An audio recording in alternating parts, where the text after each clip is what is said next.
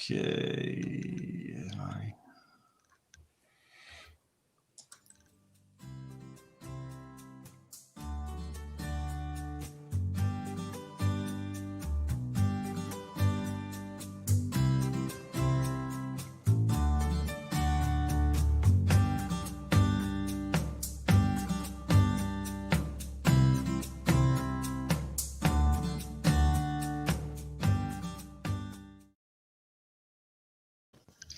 Good evening, everybody. Welcome to the show. And it's Coach Jim and Coach John Blomstrann. And we got a great special guest tonight, Professor Shaun Green. Yeah. From Soccer Coach TV. But where's your great guest, Jimmy? Yeah. He's late, so we got you on here instead. So Shaun, we've known Shaun for many, many years since he came to Connecticut to coach Central Connecticut State University, 36 years ago. And actually, he played briefly for our club team, and very good player with a very bad knee. So he didn't play for long, but I was already coaching by then because of my knees. So, Shaun, thanks a lot for coming on. We really appreciate it. Well, Feliz Navidad.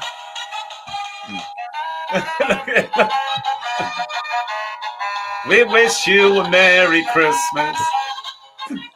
It's amazing the things you pick up now for $1, Jimmy, isn't it? Shaun is really shy. We're trying to get him to come out of his shell, but we're struggling with that. So I just want to talk a little bit about Shaun before we carry on.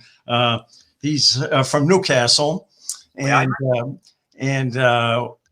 came over to play college at Davis and Elkins, which was a very good NAIA program in West Virginia, along with Alderson Broadus down there, and came to New England. Was an assistant coach at Brown, I believe, and then got the head job at Central at a very young age, and just retired from Central after 35 years, and had some great players and teams there. We had good rivalries when I was at Hartford and Shaun was at Central. And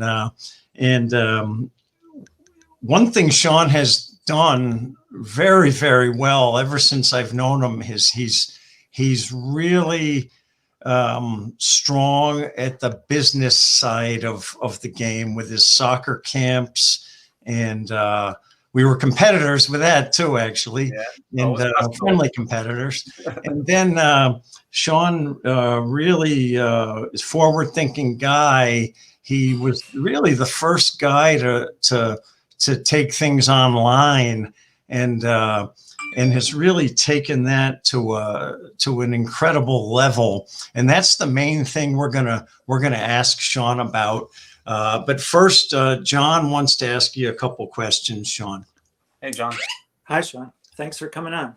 Thank you. And these are a couple questions that we've asked pretty much all of our guests since we started the show. And that's because players are watching and a lot of coaches are watching, and hopefully some young ones. And since we have you here, who's had a lot of experience in 2 countries at least, what would you say to a ambitious young youth soccer player who really wants to sort of try to get toward the top of the heap of American soccer and probably play in college and maybe even has bigger ambitions?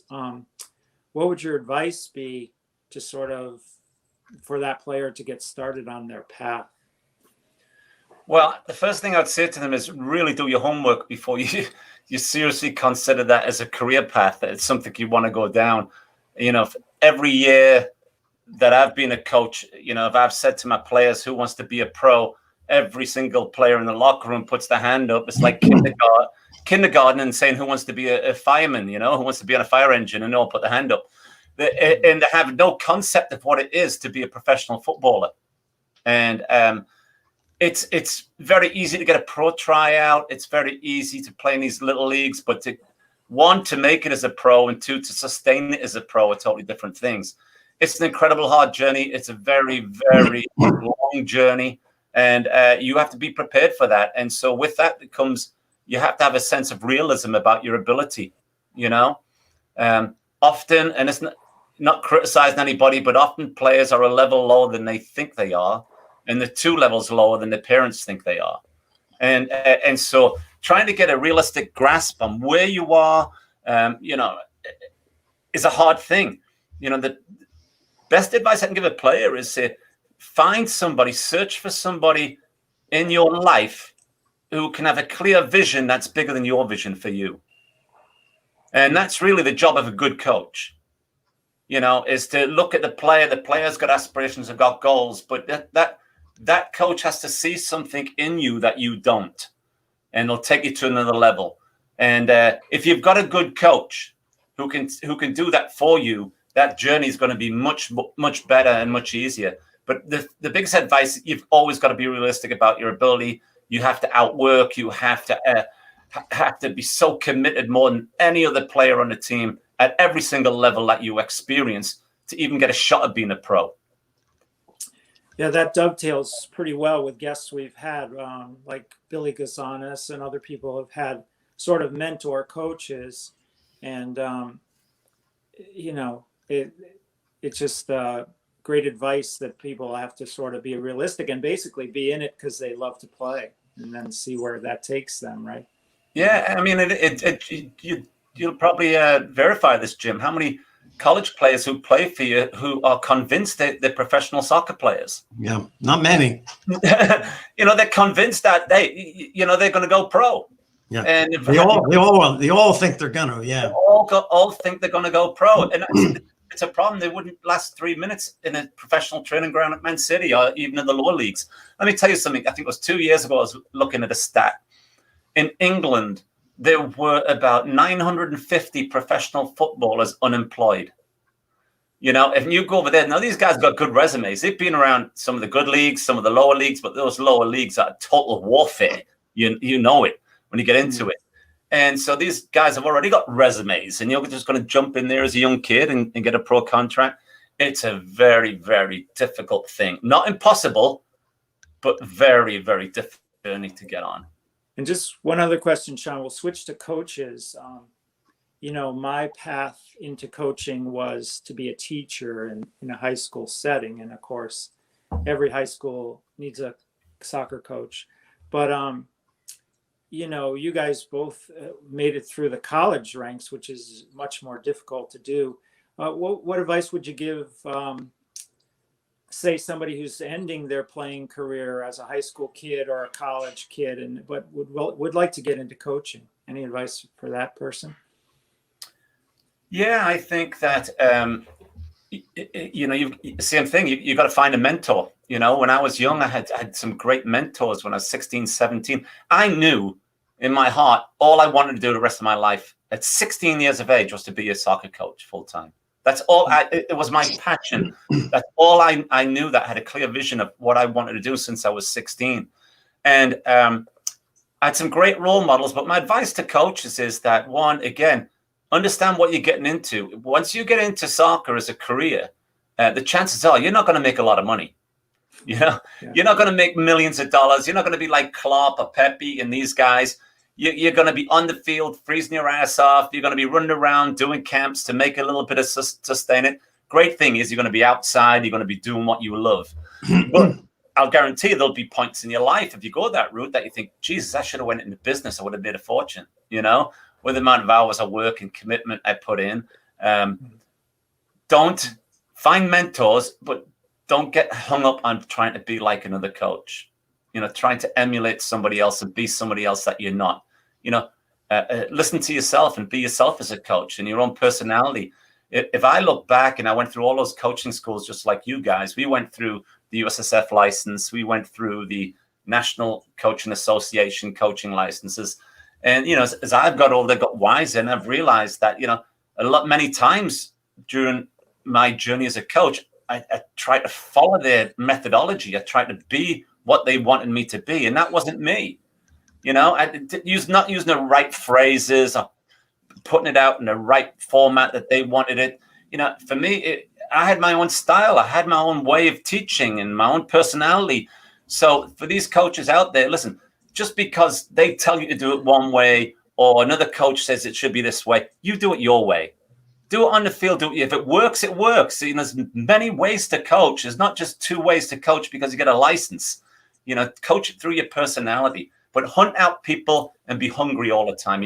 You've got to be thirsty for knowledge. You have to be thirsty for knowledge. Thanks. That's great advice. Thank you. Yeah. Thank you, Shaun. Okay, now we're gonna go to the next part, which is obviously John and I are very interested in this. That's why we're sitting here right now. So when did you start creating online coaching content, John? It was in the 80s. I started, well, first of all, no, it was in 90s when I started online, but 80s when I started creating content. I actually wrote about 8 books that were sold in Barnes and Nobles and Borders and stuff like this. And I started making at the time, guys, DVDs and CD-ROMs at the time. Because there was no internet then that had the capacity to transfer information, globally back then. And then, early 90s, mid 90s, I started to realize that, man, this internet's going to be a pretty big deal, and it sounds crazy now when we talk about it in that manner, but we were around when we played. You didn't know the result of another team, out in the West Coast. You didn't get the scores until once a week they reported the scores or information. I'm sure, guys, you learned pretty similar to the way I did. You grabbed every book you could out the library on coaching. People like said Charles Hughes and Alan Wade and all these kind of people had their books out. I used to go to the library on a Friday night to try and, to pick up ideas. But creating the content, I realized that this is a whole different way to learn. The internet was going to be a weapon of mass instruction. I seen that straight away, probably before most coaches. I remember sitting in a room with my wife at the time, watching a soccer game, and I told her, I says, look, someday, I promise you, you're going to see billboards on the sidelines, and it's going to have .com on it, and it's going to advertise. There was not one billboard in any stadium at that time. And so you have to put it in context, Jim. It seems obvious now to start a soccer coaching website, right? There's probably tens of thousands out there now. There was 0 when I started. So I got to work of taking all this content because I was in the atom business at the time. I was in the business of physical books, CD-ROMs. Those are atoms. Those are made out of atoms. So to distribute those on a global level, I had to send bags. I used to get hundreds of orders a week. Once a week, I'd go to the post office. We'd ship them off to China, to Brazil, to England, whoever ordered them. It was a whole process. So, but once the internet came along, you were no longer in the atom business. You were in the 0 and 1 business, the binary business. You could transfer that information straight away. So that changed my thinking at the time. So now I could be able to coach coaches all over the world pretty much instantly. Now, the second thing I realized when I started soccerclinics.com, I put it out there. I designed the website. I put it out there in 1997. And it was the first of its kind. It was the only website on the planet that you could go to learn how to coach soccer. And it really evolved from there. But what I did, I think one of the significant things, it was like an epiphany to me at that point, that back then you could only really load up images, Jim. Remember the old AOL? Do you remember that, John? Yeah. It took you forever to send one image, you sit there for an hour. It's just the bandwidth wasn't there. But when the bandwidth was mature enough for video, that's when I realized that, wow, this is a great opportunity. Let me tell you, I realized before, I would say probably any coach, that the currency of the internet is content. And those who've got the content are going to be king on the internet, whether it be soccer, whether it be business, whether it be cooking, whether it be, you name it. And so I set off to develop a massive amount of content, which I would put online. And that's what we did. I will say that this is good advice to any young coach. The internet, Jim and John, is the California gold rush of the past. You know, there's not a better time in mankind for people to share ideas and to have a platform to express yourself, whether it be in music, whether it be in arts, whether it be in coaching, our profession. There's not a better platform available and an equalizer than we have right now. And I encourage people to embrace that. Yeah, I agree with you, Shaun. I'm not tech savvy. I am a lot more tech savvy than I was a couple of months ago. And what happened with me is, you know, with COVID, where I coach at Thomas College, we weren't sure we were going to have a soccer season. We ended up having one. We trained every day, and the kids were at school, but we only played a couple matches. But my athletic director was looking out for me, and he said, "Look, if we don't have a season, I can't pay you, because, I'm the assistant coach." Right. And so he said, "Why don't you make some videos?" I do a lot with mental toughness training with athletes. That's right. So I made videos for Thomas College community and for the athletes. And you're going to laugh at this, guys, but this is the truth. My first video, they're only 5 minutes long or so. Right. It took me 6 hours to make a 5-minute video on Microsoft Teams.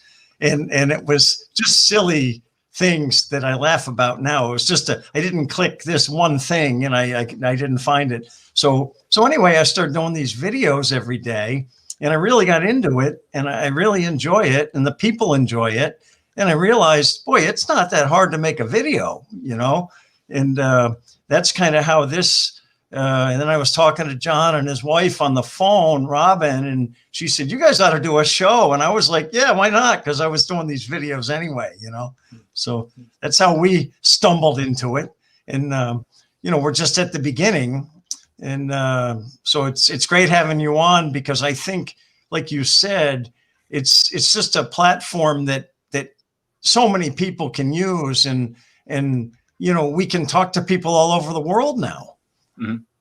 Well, let me tell you, and again, I'm not here. I'm not bragging. I'm just stating some facts here. Okay.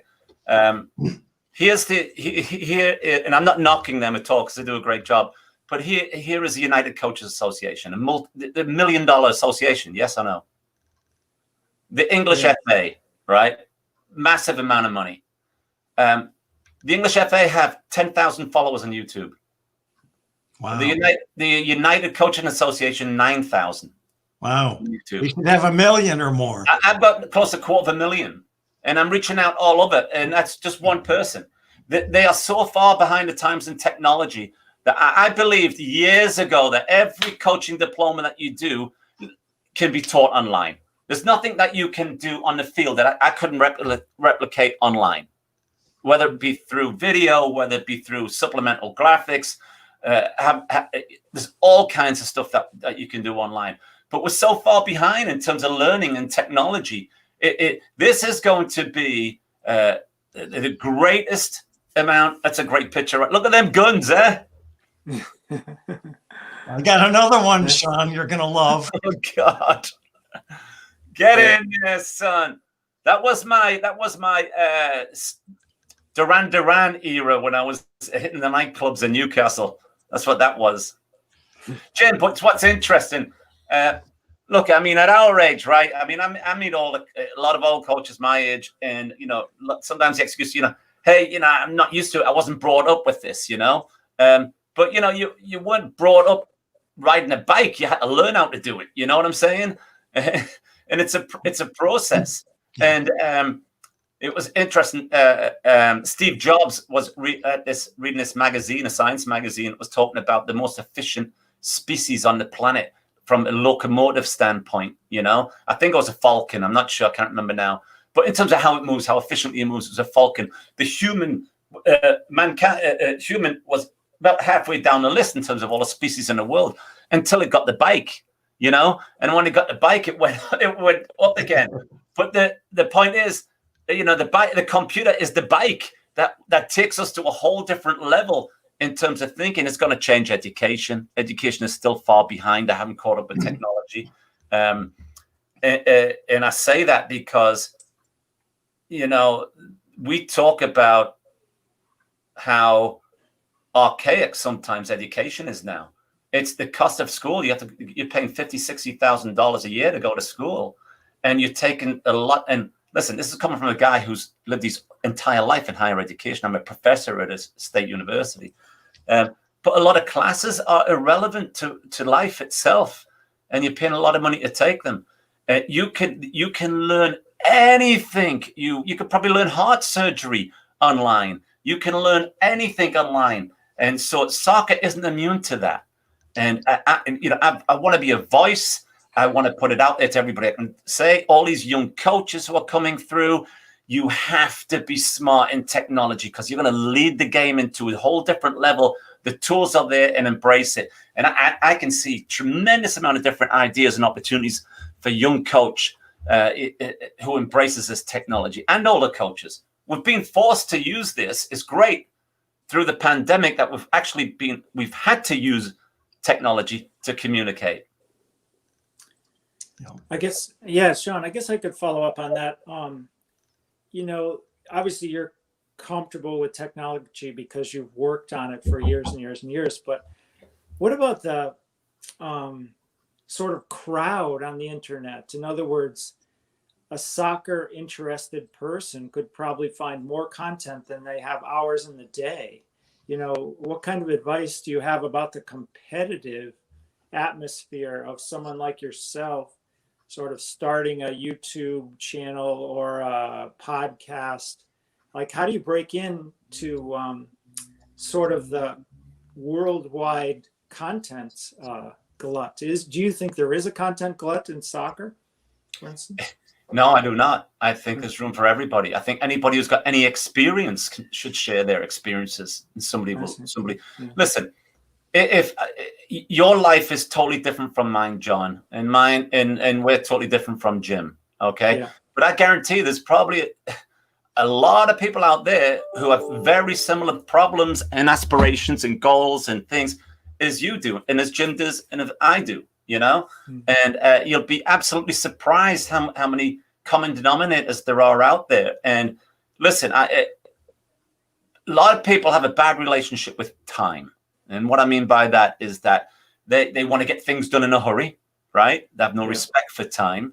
When I see these young coaches who want to make it, want to get out there and get a job straight away and do this and that, and hey, pay your dues, we worked for nothing before we made a penny out of coaching.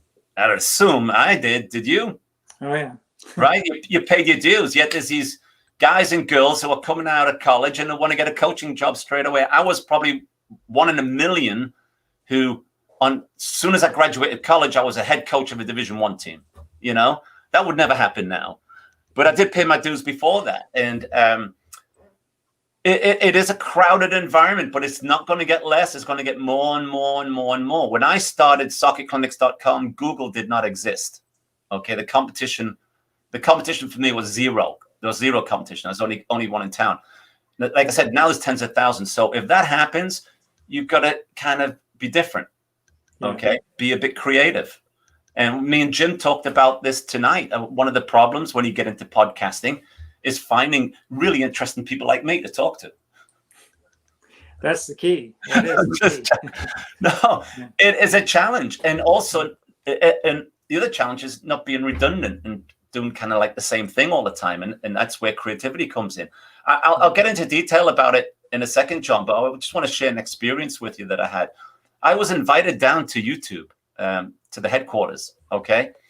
And I went down and they give me a tour of the whole YouTube building in New York City. They have two main buildings, facility, one in New York City and one out there in the West Coast, in Seattle, somewhere like that on the West Coast. I have it out there.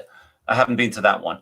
But when I went down to give me a tour of the whole YouTube facility, it's big security when you go through the door. You've got to get the tags. You've got to get screened. You go in there. You can't just walk in. And what surprised me was the size of it. It was about the size of 8 football fields. All the people working there were probably between the age of 21 and 30, right? All young people, innovative people. Yeah. And I walked into the building, and as I'm walking in, you see all the offices, all the walls were made of glass. right? There were glass walls. There was no brick and mortar walls in the offices. And all I saw was all this writing on the walls, and with a erasable marker. And every office was just ideas. It was great. And talk about transparency, right? You could see if your office was next to mine, I could see your game plan as you're writing it on there. But I might pick up an idea from you. You might pick up an idea from somebody else. What they do at Google, let's say you work a 40-hour week. About 6 hours of that 40-hour week, you're not allowed to work on the project that you're assigned to. They give you 6 hours a week, sit in the office, whatever, but you have to think about new ideas, right? That's your job. Think about something we haven't done, we haven't created, we haven't made a different version of this. Come up with that. They pay you to do that. And so, and again, this is to your point, John, is that if you want to be different, you've got to think different.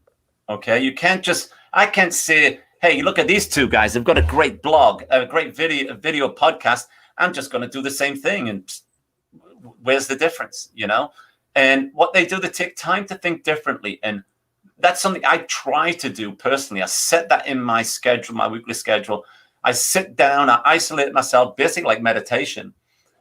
And I get a piece of paper, and the whole object of that 20-minute time there is, can I think of something different, a new idea, a new drill, a new concept, a new approach, something new for the show, whatever. But I consciously do it. If you don't do that, then I'm normally a prisoner to just spontaneity. I'm driving along and I'll have an idea, whatever.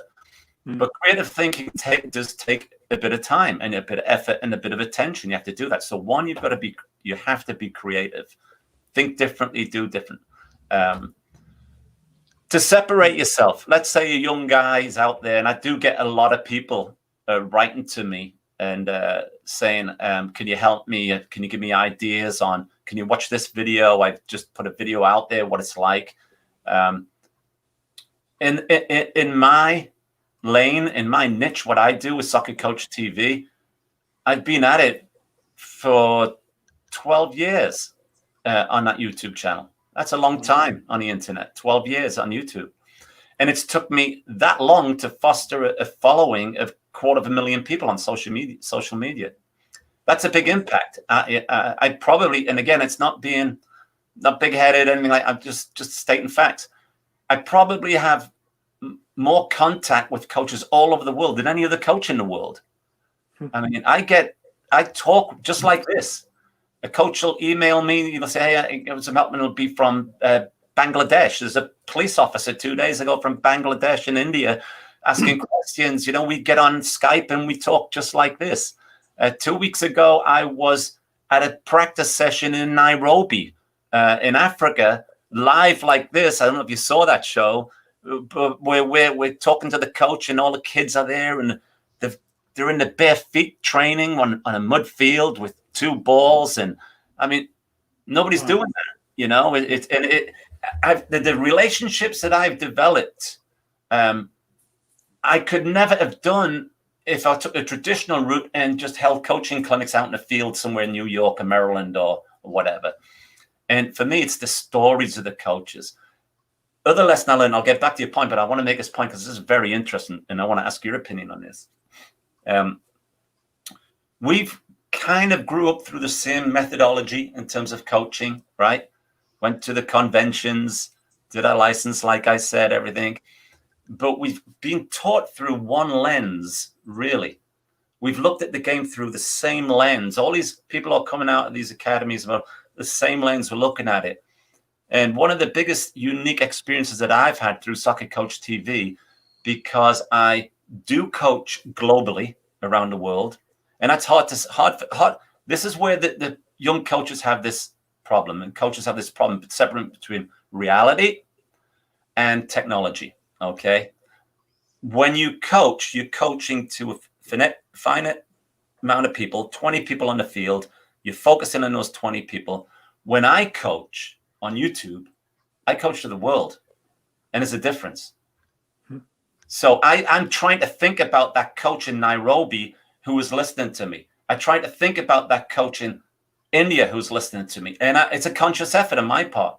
When I'm making a YouTube video, it is not And this is what makes it different, John, that, the feedback I've got from all the years from different coaches, the difference I think that I am popular on YouTube is probably this, number one thing. When you see my videos on YouTube and I'm coaching the kids, I'm actually not coaching the kids. I'm actually putting on a training session for Jimmy Evans, who I know is watching in that camera.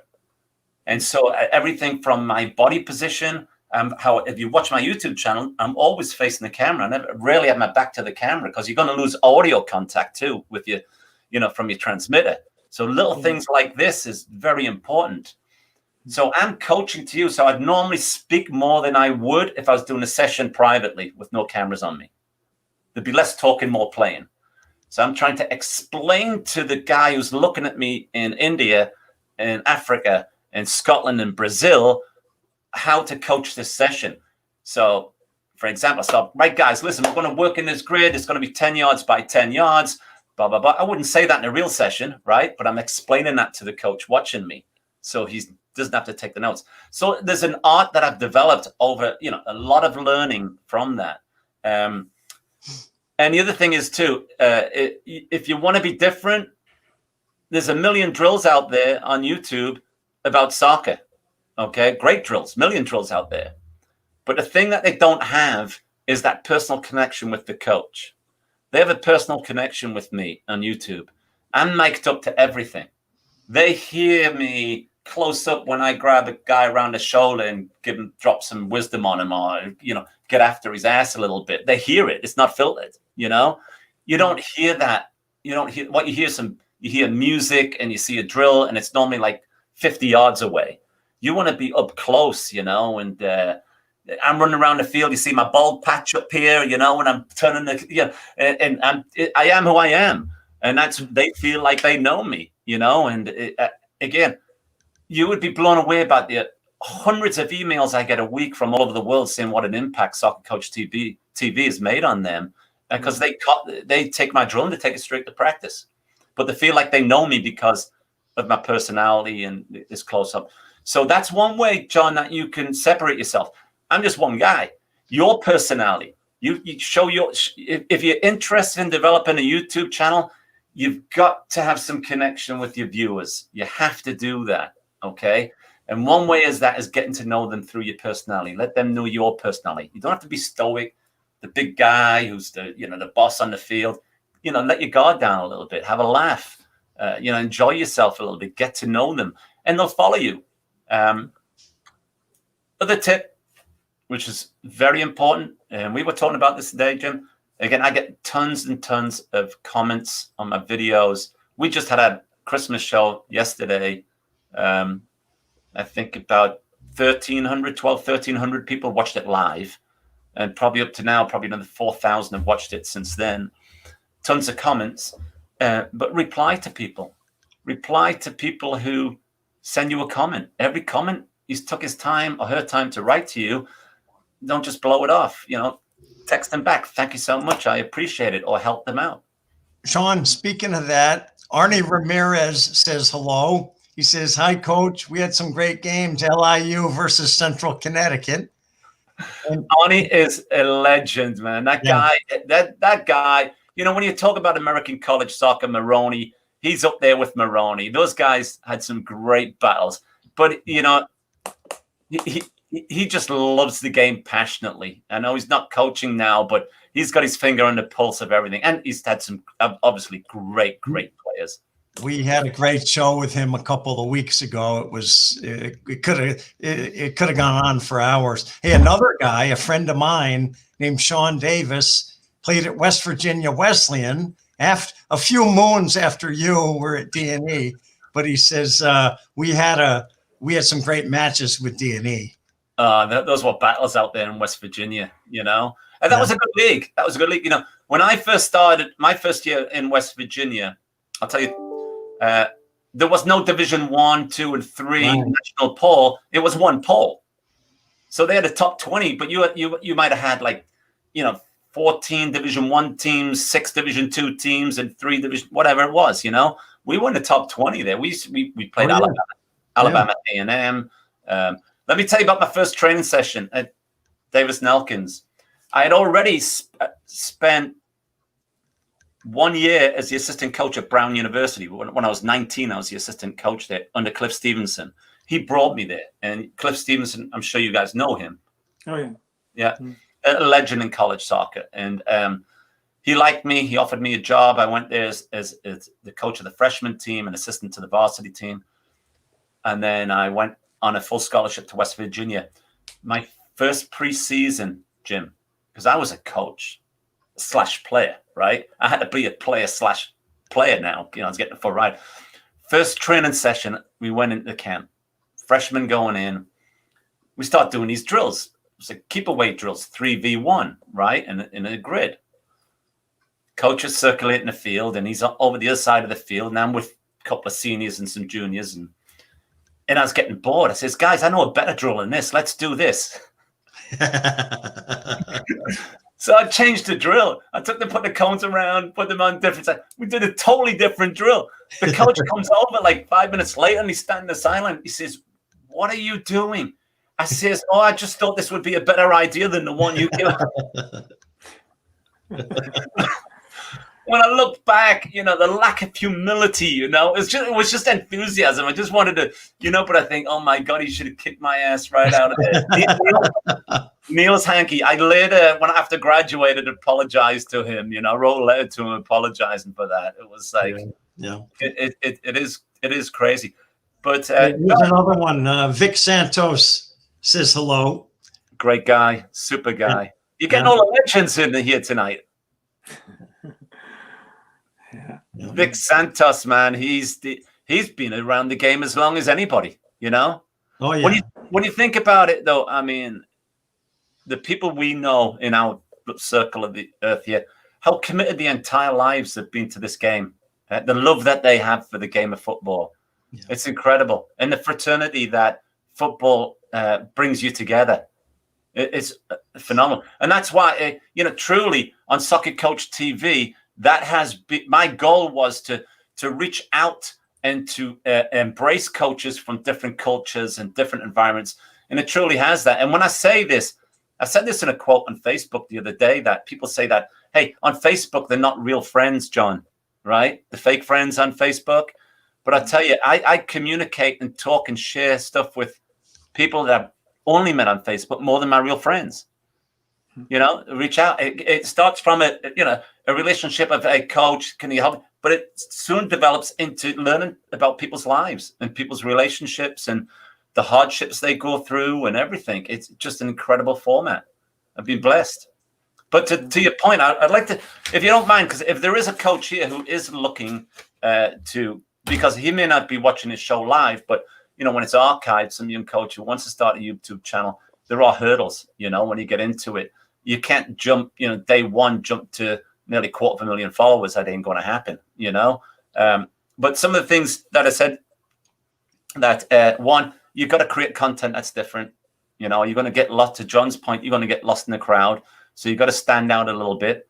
And whether that is your personality or whether that is specializing in a certain niche, your whole YouTube channel might be not about soccer in general, but a specific area, whether it's strength, like Jimmy was talking about, mental fitness, Jimmy, right? It could be on meditation. It could be on speed and agility. It could be on scouting the opposition. It could be in any area. And I really feel, because I know we might talk about this down the road, about what are the careers in technology for football that I think might be a reality just around the road, and we'll talk about that. But as I said before, create great content, get mic'd up. Don't go on the field without a mic so people can hear you, or you just get lost in the crowd. You're like one in the other millions. Show them your personality. Be persistent and be regular. You can't just put a video out 1 month and come back 3 months later and put it. I put out videos, every single week I put out videos, and in between the videos, I put out other information and ideas. It's you've got to keep at it all the time. You've got to block haters. All right. Because if you get into this business and put yourself out there in a public format, the way I do, you're going to get people criticize you, And so that's why a lot of coaches don't do it. a lot of coaches are afraid to put themselves on camera and just put it out there for everybody to either criticize or comment on or whatever. You know, whether it's insecurity or just privacy, they just don't want to share their private, you know, life with everybody else.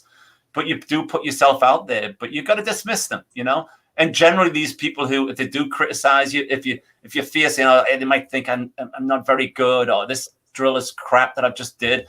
If they do, you know, more than not, they have no subscribers, nobody following them. They just point the finger, you know, and they just hate, and they're worthless. These people would never even dream of getting on a camera. And there's a big population out there of very successful coaches who would never want to be on camera. They don't want you to see them on camera, you know. But you know, block the haters. The other thing is branding yourself. You know, whether it is a podcast or whether it is, let people know who you are without seeing your name. And so come up with a good design, good look. I wear this all the time. I mean, it might seem a bit simple, right? And it's a bit obvious, but while I'm talking and I'm doing my videos, my videos have been watched 1.3 million hours. Okay. So if I'm wearing a shirt every time I'm on there, they're watching my brand. It's right there. They can see Soccer Coach TV all the time, you know? And so I encourage young guys out there, if you're doing one-on-one coaching and you've got a company and you make a little video, brand it across your shirt so people subliminally can see that all the time. They remember that slogan. They remember that logo. My slogan is Soccer Coach TV, where coaches live. You know, so we picked that. I didn't make that up. My cameraman made it up 13 years ago. And I like it. It's just where I want people to go to. So think about your brand, how you can use that brand. And at the end of the day, also be humble. You know, you can't be taking yourself too seriously. If you've watched any of my videos over the years, you could I really don't take myself that seriously. I don't think I'm a, you know, superstar or a blah, blah, blah. I am just a guy who puts videos out, like it, don't like it. You know, nobody's forcing you. But be humble and be honest and try and be yourself and not to be somebody else that you want. Tico Lopez says, excellent job, Coach Green. Do you know who he is? I don't. He's a great guy. This is exactly what I'm talking about. Okay. I met Tico online, right? We exchanged ideas and we started to have this conversation. Then we become regular. He used to tell me about his life in Puerto Rico down there with his family and the club. He owns a club there in Puerto Rico. And I got one. Then he invited me down to Puerto Rico to coach. He wanted me to go down there and coach his club for a week. And I was over the moon. I said, I'd love to come down. And last year, we booked the ticket up a couple of days before I went down there. They had massive earthquakes. I don't know if you remember that. And the experience that they went through was unbelievable. You know, they had to move their mattresses out in the streets at night and sleep out for the fear of the houses falling down. You know, and then we booked the second flight. The pandemic came, and then we had to cancel that. I'm committed, and Tico is to going down to Puerto Rico this summer to do a week-long Soccer Coach TV camp down there, and where we would videotape the whole experience of their culture, what it's like down there, the amazing job that Tico's did. And by the way, while Tico's online, he's a finalist for the Soccer Coach TV Fan of the Year Award, which we're doing New Year's Eve. I'd love to talk about that at the end, but out of 250,000 followers, it tells you how unique he is as a coach. Tico, thank you, my brother. His brother played catcher for the Red Sox. He's a famous baseball player, his brother. Wow. But Shaun, to continue, what do you see the role of technology playing? I know you've touched on this already, but what do you see the role in the future coach's toolbox where technology will come in? Okay, well, let me ask you. Atlanta Braves. His brother played for the Atlanta Braves. The Braves, okay. Sorry, Tico. all I know is soccer. I don't know baseball. I wouldn't know which side of the ball to hit if you threw it at me, brother. You got to teach me about that. But his brother is big time, like big time player. Big time. Well, now he says, and the Red Sox too. Yeah, you see, it wasn't too. That I told you. I forgot the question you were asking right there. Was technology. Well, what have you learned? Let me ask you a question, guys. What have you learned through COVID about how to technology? do Zoom? Yeah, how to do this Zoom thing. Never did that before. Yeah. Okay. So we were forced. I mean, not so much me. I was using Zoom and all these kind of Microsoft Meets before COVID, but yeah, we were forced into the technology. John, let me ask you a question. Are you still going to continue using Zoom after COVID's gone?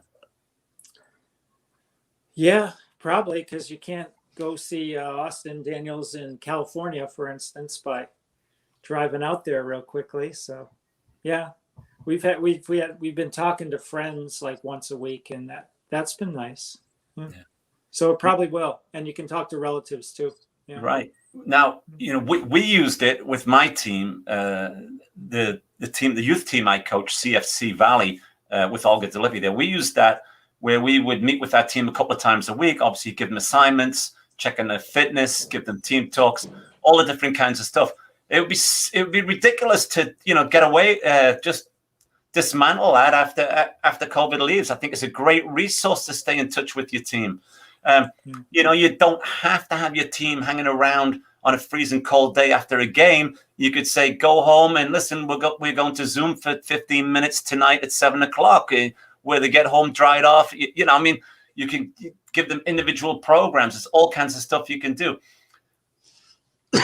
Young coaches now, if they're serious about getting into the profession of soccer, better do this, or they're going to be left behind. They better look at the skills they're learning. They're so hung up on tactics. They want to play like Man City. Let me tell you, you're never going to play like Man City. It's not about tactics. You can't play those tactics unless you've got the best players in the world, and you're never going to have the best players in the world. So you need to be thinking about what skills that you've got as a coach in the future that will separate you, okay? And tactics isn't going to separate you. Technique isn't going to separate you. All these different things, that's fine. Learn your fitness, learn nutrition, learn strength and condition, all that stuff. But you better learn technology. You better be equipped in a few things, especially if you want to be a content developer. And the things that you've got to, if you want to get into content development, get into web design, learn how to make a website. It's not hard. I can do it. It's not hard. All it is time. Okay. They're so intuitive now. If you go to a program called Webflow is the easiest way and the most proficient way to make a top-class web design. You do not have to pay anybody to make a website for you. You throw money down the drain, hard money that you've worked for. And once you give them money and they make a website for you, you're then a prisoner to the guy who makes it for you. If you want any changes or you want design works, it's a pain in the ass. And he's going to keep taking your money. And then you're still left with no skill set. You haven't advanced your own skills anywhere. So learn how to do it. It's just a matter of sitting in front of the computer. They have video tutorials. It is easy. It's just putting the time in. Learn how to make designs. You better be skilled in graphic design. It's not hard. Jim, I don't know if you've noticed on my Facebook page and stuff like that, the graphics that I do to promote a show or my thumbnails on my YouTube channel. I don't pay anybody. I do that myself. I'm self-trained in Photoshop. You've got to learn Photoshop so you can design your own graphics. It's not hard to do. Shaun, I really like your you playing E.T. there with your Photoshop. There's a picture of Shaun as E.T. on the bike in the basket, and it's got Shaun's face. That's when I auditioned for the sequel there, and I didn't get it. But it's amazing what you can do in Photoshop, man. It is great. But you need those skills in Photoshop, in video editing, in audio. Learn some classes on audio. All this stuff you can learn online. But here's the option: if you want to get it into technology, and it's gonna go that way. It's going in that direction. I really believe, and I said this on a show this summer during COVID, that the next big job in football are going to be directors of online coaching. Your big clubs are going to hire experienced people in coaching, but with technology skills, who can design a website or implement a website with their current website and provide their entire club, might be 1,000 players or 500 players, implement an online curriculum, which they will own the property to, the proprietary rights. And they can teach their own coaches. They're not relying on everybody else. Their coaches can go there. They don't have to pay subscriptions to other sites. So you're hired. But what it encompasses everything. You could be teaching everything from fitness training to mental training to all kinds of stuff. Scouting, getting recruited at college. That's responsible. Now, when my image of a director of online coaching, if I really wanted to be, and I really pushed it hard, I could get a job being a director of coaching for any club in the world online, because I have the content. I've got a massive thousands of hours of video instruction, thousands of drills and practices and curriculums that I've developed. But that's where it's going to. It's coaches now want to learn on their time. Right? They want to learn on their time, at home, when it's convenient for them, not when it's convenient for you. And listen, there's no reason they can't do it. Let me ask you a question. How many times have you been on a coaching course where you had to take your own notes? Take your own notes? Yeah. How many times have you been? Every one. All of them. It's ridiculous. It's ridiculous. Technology, you wouldn't do that now. If I was giving you a coaching session online right here, hey, don't take notes. Put your focus on me and click this button at the end of it, and you're going to print off a PDF. You don't take notes. There's no need to do that. That's technology brings it all in together. But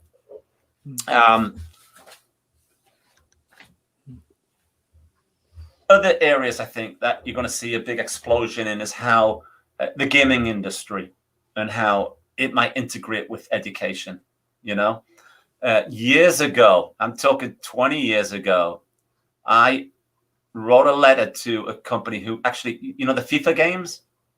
Yeah. The AE, what are they? I know the company. AE something, okay. I wrote to them years ago when I started this all stuff online. And when the first FIFA games started to come out, I thought, wow, this is being marketed as a game, but I could use it as an educational tool, right? If they give me access to their infrastructure, their platforms, I could put on training sessions with these players, and so I had thought, man, maybe they'll hire me as a director of coaching for their company, and it could be another line from them, train the players that you play with, and never got a response back, but it's still valid today, right? I was online the other day on YouTube, and I was watching a video of a game called, I think it's called FIFA Manager or whatever. And it's incredibly realistic. They're probably more prepared for games than I am as a coach when I go out there. You want to see the stats they have on players, possession, you name it, everything, formations. It's just incredible, the agility that they have manipulating these players online. But I think that they have technology right now to be able to do this, what I'm going to mention. They had it years ago, 25 years ago. I went to Penn Station. There was a company called ORAD. They developed technology for the Gulf War, and they replicated the environment. They replicated the hills, the mountains, and everything that the tanks would maneuver over. So when the troops were training, they would get in there like a virtual world, sitting in a tank. And the terrain that they were going to execute, in the Gulf War was the exact same terrain. That's how they trained. So I seen this documentary about them. I contacted them, took a train down to Grand Central Station. Their office was in Grand Central Station. And this guy showed me this technology. Hey, he showed me there was a American football game on one monitor, and there was another machine next to it. He stuck in a VHS tape in this machine, and he pressed record, and he recorded about 30 seconds of the actual TV. You know, it was the film footage coming in onto this tape, and he took this tape, put it in there. He showed me the same 30 seconds, but it was all now like virtual. I'd converted the actual footage, the film, to like a 3D virtual football game, right? And then what he did blew me away. He took a cursor, and then he moved the cursor around, and now you could see, you could look at the game from any angle, and you could zoom right in and zoom right out. Blew my mind away. I said, look, I got to have this technology. I have to have it. I could, because I used to videotape my soccer games with, you know, remember the old video cameras, VHS? So I thought if I could do the same thing with my games, with my team, I could show them exactly, you know, the goalkeeper. I could see where the goalkeeper lined up the 5-man wall from his perspective. You know, I could see it from there. But that technology was 25 years. I didn't get it because it was $10,000 for the software, and I couldn't afford that. But it exists, and this is what you can do today. If they wanted to, they could take Ronaldo playing in a World Cup final, right? You could pay $10 if they wanted to, and you could experience the World Cup final and see exactly what Ronaldo saw every second through his eyes for the full 90 minutes. You could actually be Ronaldo. It would blow your mind away. You know, you see him up close, nose to nose with a player defender who's giving them crap or talking to the referee. They have the technology to do that. I envision down the road with technology that they're going to embrace it so much. I mean, gaming today just surpassed, I think, any other industry in terms of, you know, what they brought in terms of money, billions and billions and billions of dollars. There'll be a crossover there that, let's say we're watching Liverpool, okay, or any team, and you pay an extra subscription fee, and you could actually play that whole game watching through his eyes. Wow. Imagine being a goalkeeper. What a great experience that would be, seeing it through the goalkeeper's eyes, the corner of the ball, you're catching it. Just put on some goggles and you're right there. How thrilling would that be? I mean, it's all kinds of, you know, I've got all different ideas. I have ideas all the time. You know, that's why I'm saying I'm always thinking. One idea I had, because I don't know if you guys, but I'm always losing soccer balls. Right? They're not cheap. I'm always losing soccer balls. We used to buy like 40 balls every season and end up with 20. And these were like $120 balls. So I was thinking, man, we got to put a GPS inside the soccer ball. So when we lose it, just on your app, you know where the ball is, you know, to find it. But, you know what? It would be a very simple thing to do. And you could even, you know, license it out to a brand like Nike or Adidas. And if the two balls were identical, the same, right? And one you had a GPS in it, which one would you buy? How many balls have you lost over your career? A lot, but a lot. Unlike a lot of coaches, we count them at the beginning of practice, we count them at the end, and then we go look for them. Yeah, we try to count, we can't find them. And the worst thing about it is we have a fence around our ground. Where the hell do the balls go? But yeah, the best thing about it, the website would be called findmyballs.com. That's when I was a young coach. That's how I got all my footballs. I always had an empty bag in the back of the car, and anytime I go by a field that had woods behind the goals, I'd go and I'd always find 2 or 3. So I always had 15 balls for free, you know. Most people do that with golf balls, Jim. You did it with soccer balls. Yeah. Technology can do anything now. It really can. We are so blessed. I couldn't have imagined when I was a young coach that there would be a platform that I could get on and watch all these drills, information about all over the world, you know. And I think down the road, again, I'll go back, I'll put it in context again. When I started soccerclinics.com, it was the only one. I'd never imagined the internet would be as big as this. I thought it would, I thought it would, but I hoped it would be something like this. But you couldn't imagine. Nobody could imagine it was going to be this big. Okay.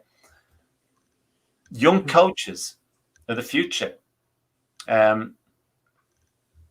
Might grow up in an era where the big superstars of coaching are not going to be people like Pepe and Klopp.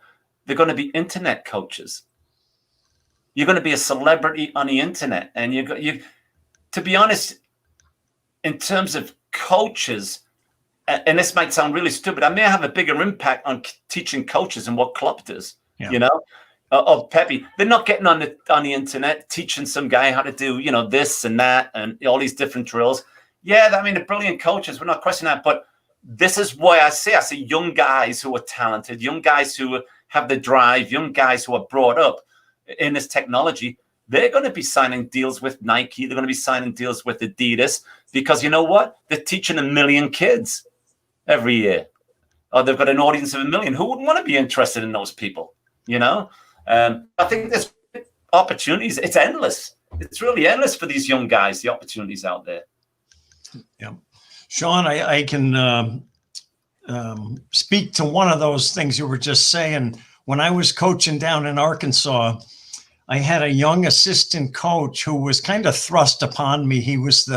I was coaching the women, and he had just graduated playing for the men, and his dad was a college coach. So the men's coach hired him to be the assistant for both of us. And I was thinking, good, he's 22. He can take care of all the technology, This guy didn't know a thing. He knew less than me.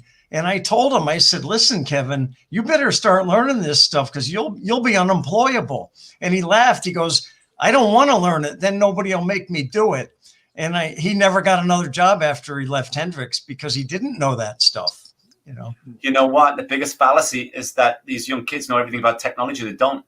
They absolutely don't. Yeah, you are so right there, Jim. Listen, all the teams that I've had in college, okay, and I used to ask them all the time, every team, because I was always looking to find somebody who had a real passion on my team for website design or marketing or whatever, because I was always looking to help, introduce people into it, or pay them to, if I could find somebody in the college to pay them to help me to create some new logos or whatever. And you know what? I haven't, in all years, 35 years of coaching, I don't think one of my students were in technology. And as of late, you'd think they would be into app design and web design and this kind of. They're not. And what a great opportunity in terms of a career to get into. It's endless now. Yep. Absolutely endless. I mean, look at how far has technology come in our lifetime? Imagine what the World Wide Web, the internet's going to be, technology platforms, apps, TikTok, all these kind of things are going to look like even 5 years from now. How much the game's changed. Yep. I would love to talk about this all night. And you and I are going to talk about this a lot during the week when I call you, but we're going to have to finish up now. So Shaun, do you want to finish with anything? Yeah, I want to ask you guys, what's your resolution? What's your New Year's resolution this year? Jim, what are you devoted to doing this year? What are you committing to do? What I'm committing to do is to write a series of books.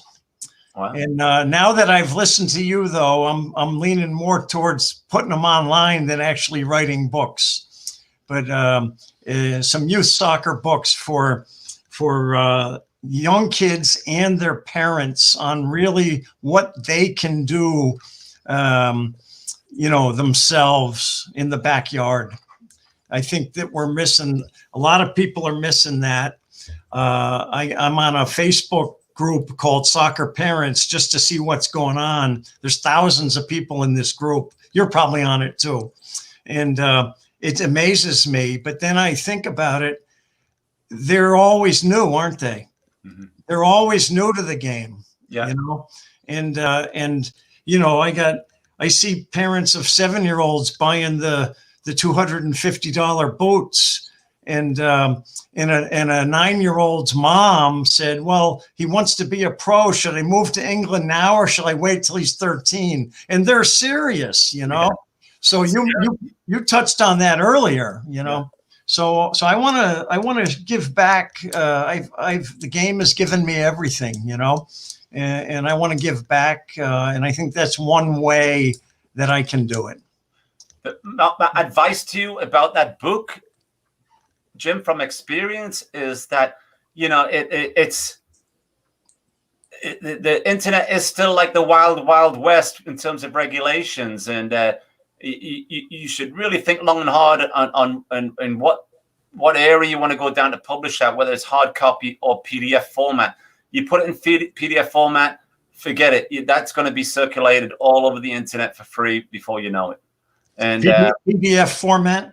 If you're delivering that book electronically, it's going to be shared. It'll have a lifespan of probably about 6 months, because what's going to happen is that some coach buys it off you, pays, you know, $15.99 for it. He's done reading it. What he does, he sends it out to some group, and then some group gets it on Facebook. And now, once they've got it, the toothpaste out the tube, they can share it with anybody they want. This is the issue with content creators like me. This is a problem right now with us guys who are in the legit business of creating content. We give a lot for free away, but we also have subscription websites and stuff like that.